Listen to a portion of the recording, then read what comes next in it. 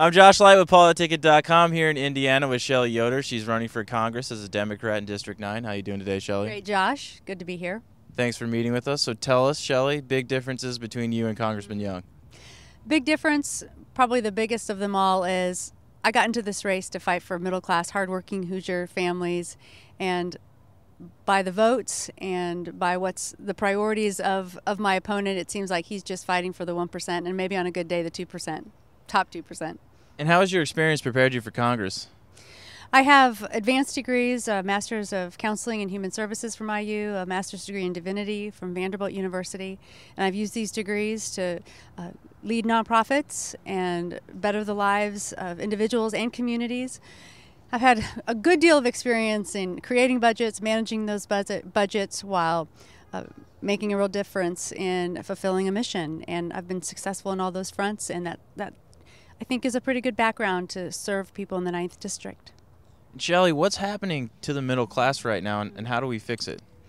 The middle class feels squeezed, and they're not being squeezed up. They feel squeezed down. They feel beaten down. It's hard just to make ends meet anymore. If a family does have a job, they're working 2, 3, 4 jobs just to make ends meet. Families I talk to, they're working 7 days a week just to try to pay the bills. And folks just don't feel like they have any chance of getting ahead, that the odds are stacked against them, that they just want a fighting chance to succeed, to love their kids. The chances of even taking a vacation are pretty nil, 0 to none. And the middle class just feels beaten down, and I'm going to fight for the middle class and be their advocate in Washington.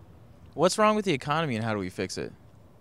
Well, we have to first get those prevailing wage, sustainable wage jobs brought back here to the 9th District.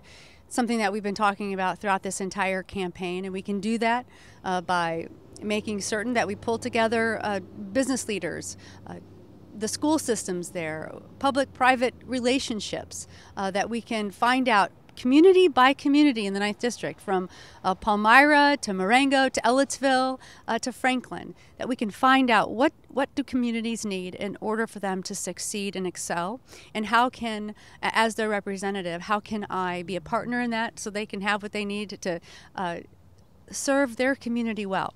How can we begin to rebuild the infrastructure and make certain that our bridges and our heavy loaded highways are strong and can be prepared and be ready to attract modern manufacturing firms to the district. And I want to make sure that we invest in education to make certain that we have a workforce that's skilled and educated to grab hold of these jobs, maybe start these jobs as entrepreneurs and small business owners, the existing ones to the new ones that we want to create. Now, Congressman Young, he's opposed to universal health care. How do you feel about universal health care?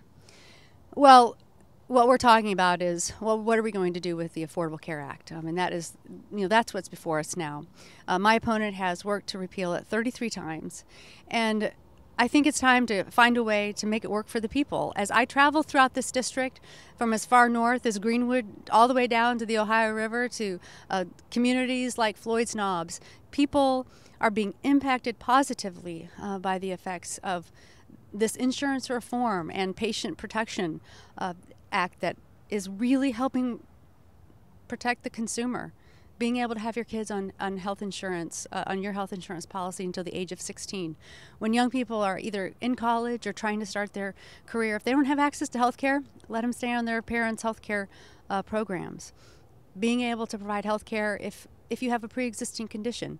So many folks have not been able to access health care because at one time they had cancer. One young woman had been raped in Scott County, and she could not access health care because it was a pre-existing condition and not being maxed out. If you have something wrong, we have a family in Monroe County that their son had a rare form of brain cancer. The surgery alone was $800,000. That was none of the care that came afterward. Their maximum was $1 million payout. Their family would not have been able to access any care post that surgery, really, to be able to get their son back to being healthy. And because of the Affordable Care Act, they can access health insurance now, being able to close that donut hole. So our seniors, those most vulnerable in our society, can access the medication and prescriptions that they need at an affordable price. These are really good pieces of legislation that are protecting middle-class families and our most vulnerable in our society. Shelli, back in May, we actually looked at your IT score, and you had a very impressive online presence. What have you been doing to improve that since May? Oh, we have been working hard. This campaign is a grassroots campaign. Been given a shout out by Howard Dean's Democracy for America. We were chosen as one of his top 6 in his Dean's dozen, as one of those races that has a progressive candidate working hard with a grassroots effort.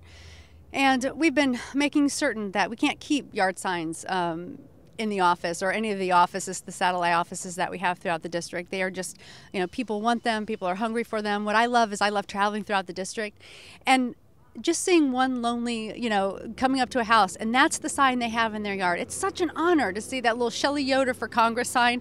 It's like a little beacon of hope. Seeing those splattered throughout the entire district. We're on our third order of 1,000, so that's exciting. Making certain that really through that good old GOTV effort, going door to door, me as the candidate, making certain that I get out, knocking on those doors, asking people for their vote, letting them know that they do have a clear choice this election. We're social media wise, we're really being intentional to make sure that we're tweeting, that we're tagging people. People love to be included, and we love to include them.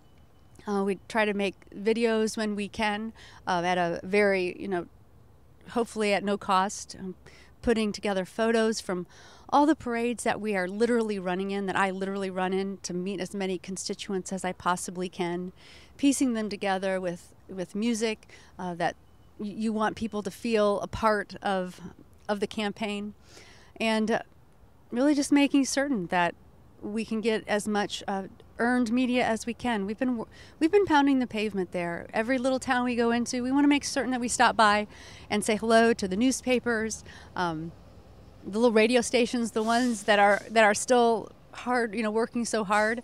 We want to make sure that we say hi and do what we can to get as much earned media as that's possibly available. How's your campaign going? It's going great.